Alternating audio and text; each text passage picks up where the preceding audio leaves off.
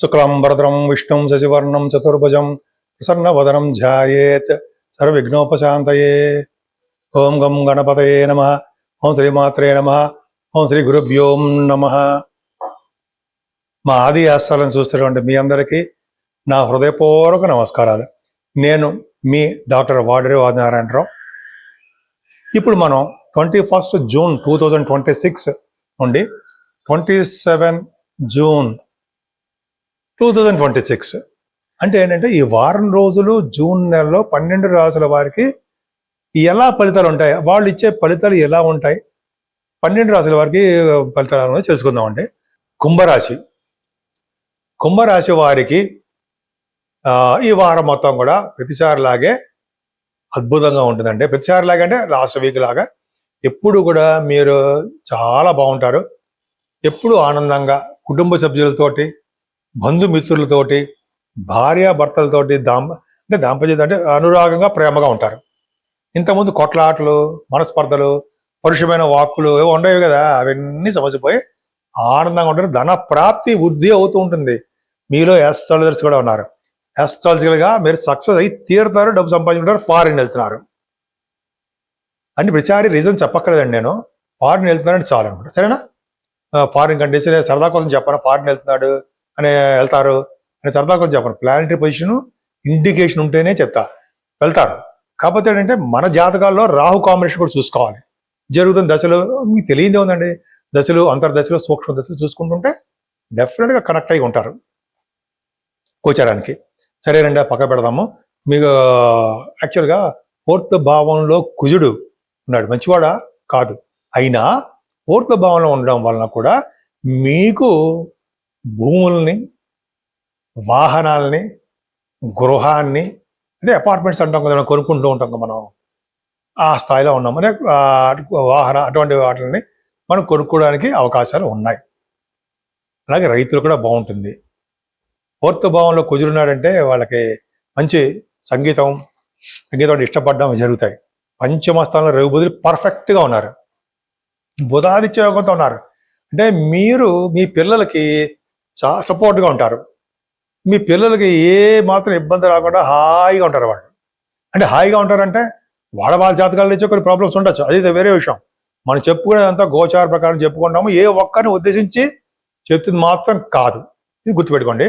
కాబట్టి రవి బుధులు ఉండడం వల్ల ఏంటి, చక్కగా అదృష్టాన్ని, ఆనందాన్ని, సంతానం వలన అభివృద్ధిని కలిగిస్తూ ఉంటారు. వాళ్ళు చాలా బ్యూటిఫుల్గా ఉంటారండి. ముఖ్యంగా కళారంగంలో నృత్య కళాకారులు, సంగీత కళాకారులు, అలాగే కొంతమంది ఉంటారు కదండి, అది గురు ప్రభావంలో ఉండే సాహిత్య కళాకారులు బాగుంటుందండి. పంచమస్థానం పర్ఫెక్ట్గా బాగుంది. స్పోర్ట్స్ రంగంలో కూడా బాగా రాణిస్తారు మీరు. అంతేకాకుండా స్టాక్ మార్కెట్ ఎక్సలెంట్. మిమ్మల్ని గురుడు కంటికి రెప్పలా కాపాడుతాడనడంలో సత్యం. మీకు రావాల్సిన సంపదలు ఎలా ఉన్నా, ఎక్కడున్నా సరే మీ దగ్గర తీసుకొస్తాడు ఆయన. శత్రువుల ద్వారా కానీ, లేకపోతే మిత్రుల ద్వారా కానీ, అయితే మీరు కష్టపడి సంపాదించిన డబ్బులు కానీ వచ్చి తీరుతాయి. ద్వితీయ లాభాధిపతి మాకు ఇస్తాడా? నాకు ఇస్తాడండి. అది కొమ్మరు. సరే, పక్క పెడదాం. అది గురు ప్రభావం అలా ఉంటుందండి. శత్రువులు భయం ఉండదు. అలాగే మీరు ఏమైనా లా రిలేటెడ్ సంబంధించిన కోర్టు వ్యవహారాల్లో ఏమైనా ఉంటే మీ జాతక ప్రకారం చూసుకోండి. కానీ బట్ మీరు విజయం సాధిస్తారు. ఫేవరబుల్గా మీకు అవకాశాలు ఉంటాయి. కోర్టు సంబంధించిన వ్యవహారాలు ఫేవరబుల్ రిజల్ట్స్ రావడానికి అవకాశాలు ఉన్నాయి. మేనమాలు బాగుంటారు. కాకపోతే మీ భార్యాభర్త విషయంలో చిన్న మనస్పర్ధలు వస్తాయండి. మీ ఆరోగ్య విషయంలో సమస్యలు వస్తూ ఉంటాయి. ఈ రెండే జాగ్రత్త చూసుకోండి. భార్యాభర్త విషయంలోనూ, మీరు భార్యాభర్తలు అంటే మీరు ఇంట్లో ఉన్నారు. మీ ఆరోగ్య విషయం ఇక్కడ జాగ్రత్త అంతే. మీ భాగ్యం విషయంలో అంటే మీ అదృష్టం విషయంలో కానీ, మీ తీర్థయాత్రల విషయంలో కానీ ఏమాత్రం ప్రాబ్లం ఉండదు. బ్రహ్మాండంగా ఉంటారు. 9th అవసరాలు కూడా బ్రహ్మాండంగా ఉంటారు కదా. భాగ్యాధిపతి మీకు ఆరభావంలో, అంటే ఆరభావంలో శుక్రుడు మాత్రం చెడు చేయడు, గురుడు ఉన్నాడు కాబట్టి. సో అదొక మంచి యోగాన్ని ఇస్తుంటాడంటే. అంతేకాకుండా చేస్తున్నటువంటి ఉద్యోగంలో మాత్రం సక్సెస్ అవుతారు. IAS, IPS, civil services, police రంగంలో శాఖల్లో ఉంటారు సరే, హై ప్రొఫైల్లో వాళ్ళకి బాగుంటుందండి. ప్రమోషన్స్ వస్తాయి. కుజుడు చూస్తున్నాడు, గురుడు చూస్తున్నాడు. రాజకీయ రంగంలో కూడా పదవులు వస్తాయి. మీకు గవర్నమెంట్ సంబంధించిన వాటిలో కూడా ఉద్యోగాలు వస్తాయి. సాఫ్ట్వేర్ రంగ ఉద్యోగస్తులకి బ్రహ్మాండంగా ఉద్యోగాలు అంటే సాఫ్ట్వేర్ రంగ ఉద్యోగస్తులకి ప్రమోషన్స్ వస్తాయి, ఖచ్చితంగా ఉంటాయి. మీరు కష్టపడి చేయాలి. మరి నాకు ఎందుకంటే మాకు ఎప్పుడు ఉద్యోగం పోతుంది, నాకు ఉద్యోగం రాదు అంటే మీ జాతకంలో ఉంటుంది అది, అంతే తప్ప ప్రతి వాళ్ళకి ఉద్యోగం బ్రహ్మాండంగా ఉంటుందని చెప్పకూడదు. ఇక్కడ గోచార ప్రకారం కొన్ని కోట్ల మంది ఉంటారు కాబట్టి వాళ్ళందరికీ వర్తిస్తుంది, అవునా? సరే, ముఖ్యంగా మీ లాభస్థానాన్ని శని చూడడం వల్ల కొద్దిగా లాభాలు తగ్గుతాయేమో తప్ప చాలా బ్రహ్మాండంగా ఉంటారు. మీ దాంట్లో యాస్ట్రాలజీ కూడా ఉన్నారు. యాస్ట్రాలజీ విభాగంలో ఉన్న వారికి చక్కగా ఆదరణ, ఆదాయము, అదృష్టము, ఐశ్వర్యము, అలాగే గౌరవము మీకు దక్కుతాయి. నమస్కారం అండి, నా పేరు వాడ్రే ఆదినారాయణరావు. ఇంతకుముందే మన జాతకాలు చెప్పినట్టుగానే మీ జాతకాలు చూపించుకోవాలనుకుంటే మీరు date of birth, time of birth, place of birth కూడా ఉండి ఈ కింద నెంబర్ ఫోన్ చేస్తే నేను తప్పకుండా అటెండ్ అవుతానండి. ఫోన్ లిఫ్ట్ చేస్తూ ఉంటా, ఏదో మాట్లాడుతూ ఉంటా. అలాగే మీకు కొన్ని సందర్భాల్లో కొంతమందికి వాస్తు సంబంధించిన డౌట్స్ కూడా వస్తూ ఉంటాయి, అవి కూడా నేను ఖచ్చితంగా చెప్తానండి. అసలు ముఖ్యంగా 12 రాసుల వారు తీసుకోవాల్సిన జాగ్రత్తలు కానీ చేయవలసిన పూజలు కానీ ఏమైనా ఉన్నాయా ఈ వారంలో చెప్పుకుందామండి. 12 రాసుల వారికి చేసుకోవాల్సినది చాలా ఉన్నాయండి.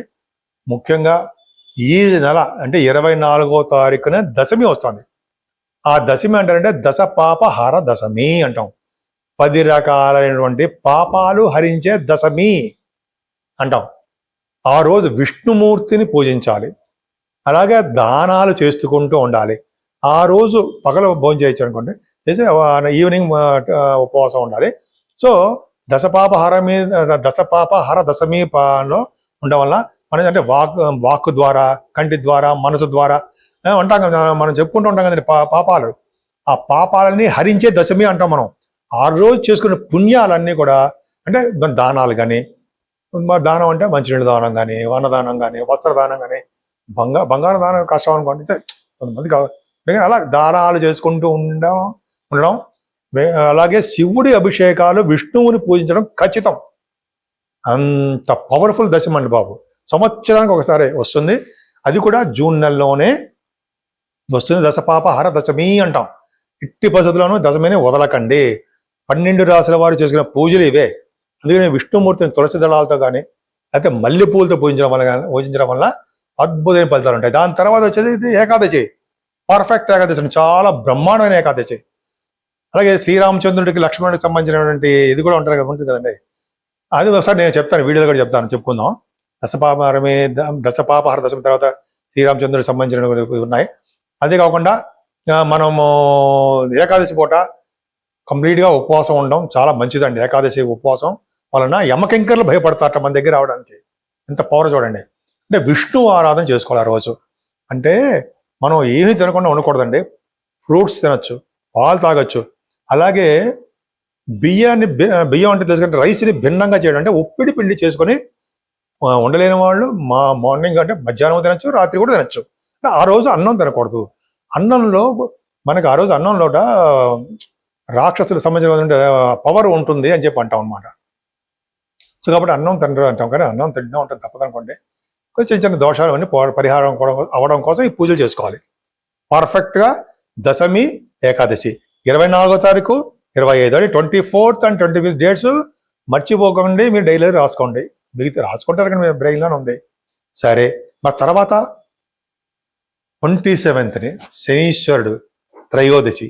శని త్రయోదశి పూట ఎవరైతే శనీశ్వరుని పూజిస్తారో, అంటే శనీశ్వరుడు పూజించడం అంటే మీకు తెలిసిందే, నూనెతోటి అభిషేకం చేయడము, 11 ప్రదక్షిణాలు చేయడము, దీపం వెలిగించడము, స్వామివారిని ఖచ్చితంగా పూజిస్తూ ఆంజనేయ స్వామివారిని ఎవరైతే పూజిస్తారో ఆయనకి ఒంటికి సింధూరం రాయించడం కానీ, వడమాల కానీ, లేకపోతే తమలపాకులతో పూజలు కానీ, అలాగా ఆయన దగ్గర దీపం పెట్టి 11 ప్రదక్షిణాలు, 41 ప్రదక్షిణాలు శక్తి కొలత చేస్తూ ఉంటాం కదా మనం. నేను చేస్తుంటాం కంటే అలా చేసిన వారికి శని వలన వచ్చే దోషాలు ఖచ్చితంగా పటాపంచలేపై అదృష్టం కలుగుతుంది. అదే రోజు శివాభిషేకాలు చేసుకోవడం మర్చిపోకూడదు. 24, 25 తారీఖుల్లో లక్ష్మీదేవి అమ్మవారిని, విష్ణుమూర్తిని కొలవాల్సిందే. అలాగే శనివారం శని త్రయోదశి రోజు వెంకటేశ్వర స్వామి వారిని కూడా పూజించాలి. అమ్మవారిని పూజించాలి, లక్ష్మీ అమ్మవారిని, పద్మావతి అమ్మవారిని పూజించాలి. ఎంత పవర్ చూసారా. 24, 25, 27వ తారీఖుని 26 శుక్రవారం అమ్మవారు. సో ఈ వారం మొత్తం కూడా చాలా బ్రహ్మాండంగా ఉందండి. మీకు ఇష్టమైన దేవుడు ఎవరు ఉంటారో వాళ్ళని పూజించండి. కానీ శనీశ్వరుని పూజించడం మర్చిపోకండి. 27 శని త్రయోదశి చాలా పవర్ఫుల్. ఆయన పూజించడం జ్యేష్ఠ మాసంలో వచ్చే అమావాస్య తర్వాత వచ్చే ఈ త్రయోదశి కాబట్టి బ్రహ్మాండం పవర్ఫుల్గా ఉంటుంది. పౌర్ణమి ముందర అన్నమాట చెప్పుకోవాలి. పౌర్ణమి ముందర వచ్చేటువంటి ఈ త్రయోదశి అని చెప్తాం. అలాగే దశమి ఏకాదశి పర్ఫెక్ట్గా ఉన్నాయండి. మీరు చేసుకోండి, చాలా మంచి ఫలితాలు పొందుతారు. దశ పాపాలు మనం చేసుకున్న 10 రకాలైన పాపాలు ఉంటాయి. ఆ పాపాలన్నీ హరించిపోతాయి హరి వల్ల. హరినామ సంకీర్తన చేసిన వాళ్ళకి, హరినామ సంకీర్తన అంటే నారాయణ అని, వాసుదేవ అని, గోవింద అని, హరి హరి హరి అని పూజించిన వారికి కూడా పాపాలన్నీ హరించి తీరతాయని చెప్పి అంటాం. పైగా ఈ రోజుని హరినామ కీర్తన చెయ్యాల్సిందే 100 నిమిషాలు. కానీ మనం ఎక్కడ కూర్చున్నా సరే అక్కడ శ్రీహరి శ్రీహరి. మీకు నేను చెప్పేదే ఉందండి, మీరే నాకు చెప్తారు అనా. అంత పవర్ఫుల్గా ఉంటుంది. మర్చిపోకండి అని చెప్పడం కోసము మీకుంది, గుర్తు చేయడం కోసము మీకుందంటే గుర్తుంది, గుర్తు చేయడం కోసమని చెప్పాను. సరేనా?